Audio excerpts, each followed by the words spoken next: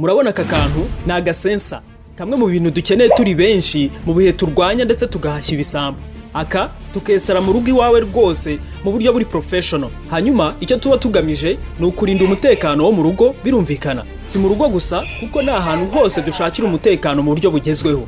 Ku kazi kawe, imbere mu nzu cyangwa se hanze, mu bigo bya leta bitandukanye, iby'amashuri, mu ma office, mu nsengero ndetse n'ahandi hatandukanye. Iyi systeme y'amasensa tuyesitara ku buryo uyishyiraho igatangira gukora mu gihe runaka mu masaha yagenwe. Ikindi kandi wamenya hano dufite aka unit gahuriza hamwe sensa zose. Ni ukuvuga ushobora gushyiraho umubare wa sensa runaka bitewe n'ahantu hawe. Ikindi kandi izi zikaba ziri wireless, nta matsinga yandi dukeneye yo guhuzahuza, upfa kuba wacometse kariya ka unit kayo, izindi sensa zitangira gukora. Iyi systeme yose kandi igendana na remote control, uduterekomande tubiri two kuba wakoresha ya systeme yawe igihe wiryamiye nko mu cyumba udashaka kugera kuri ya unit.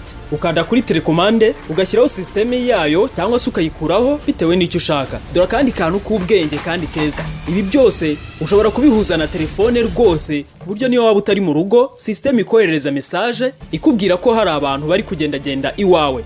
Twe turi TECHSITE, wadukurikira kandi no kuri YouTube wanditsemo TECHSITE Rwanda. Ubundi bamwe mu bantu batandukanye batwita one stop tech partner, ni ukuvuga mu bijyanye na electronique, iby'ikoranabuhanga muri make, haba ibikoresho byapfuye, ibyo ushaka kugura, ibyo kwesitara iwawe ndetse n'ahandi, byose ubisanga hano muri TECHSITE.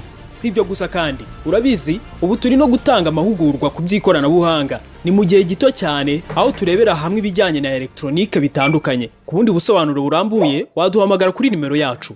Bimwe mu bindi bintu bizana n'iyi systeme harimo na sensa ushyira ku rugi ku buryo umuntu afunguye urwo rugi uhita ubimenya ko hari umuntu ufunguye uwo muryango.